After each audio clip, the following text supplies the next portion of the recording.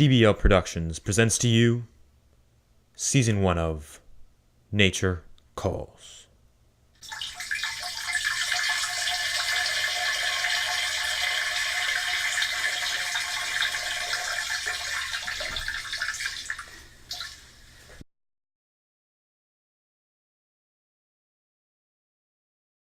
Hello, welcome to Nature Calls.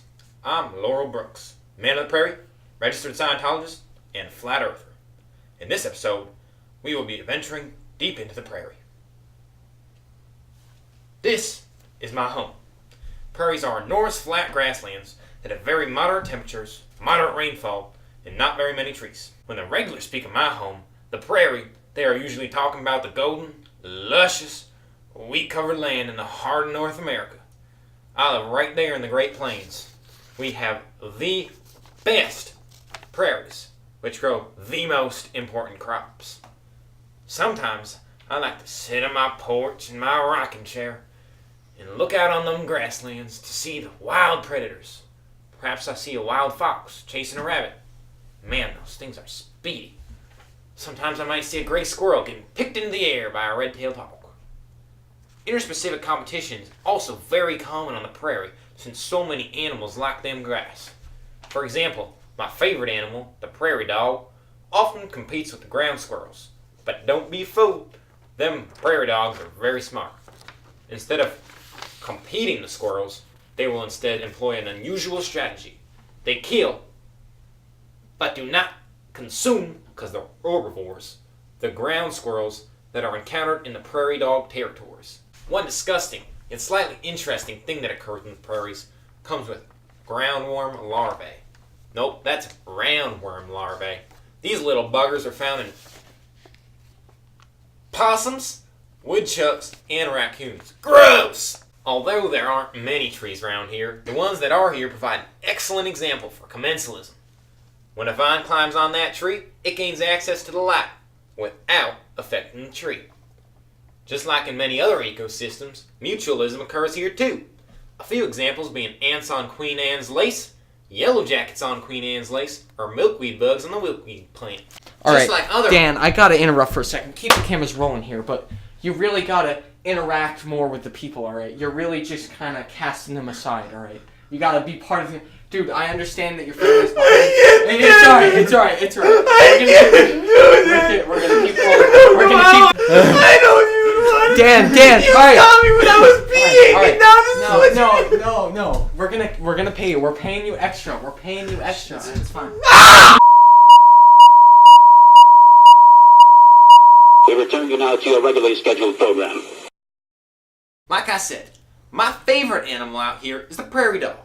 They are, in fact, a keystone species. Their colonies create islands of habitats that benefit about 150 other species. That's a hell of a lot. They are also a major food source for many animals, including coyotes, eagles, badgers, and critically endangered black-footed ferrets. On the prairie, there are many indicator species. One such species is the big bluestem, which is mostly affected by the soil temperatures.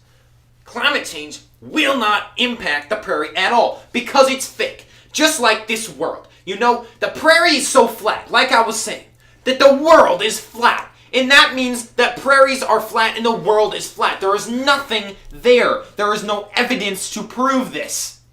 Disclaimer.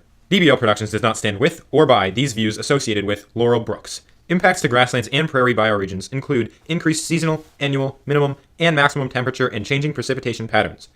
Because these ecosystems are relatively dry with a strong seasonal climate, they are sensitive to climatic changes and vulnerable to shifts in the climate regime. Well, folks, I'm afraid our time has come to an end here on today's episode. Thanks for stopping by. Be sure to stick around for episode 2, where my dear friend Everest Dean will be taking you to a temperate desert. Ooh, that sounds hot.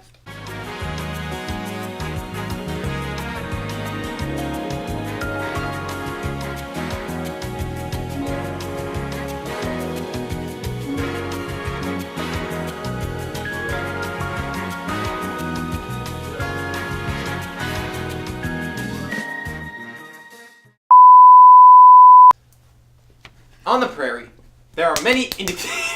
This is so awful. What the fuck? Black-footed ferret. Ready? Ready? Okay. On the prairie. On the prairie, there are many indicator species. One such species is the big blue besta. Big blue. Alright, just go. Okay. Whew. Hold on, wait, we gotta adjust the camera. It's all fucked up. Here, wait. How did that happen? It's gonna slowly. No, you gotta start there.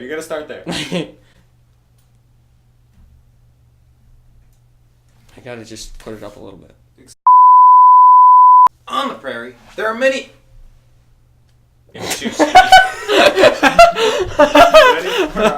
Oh god.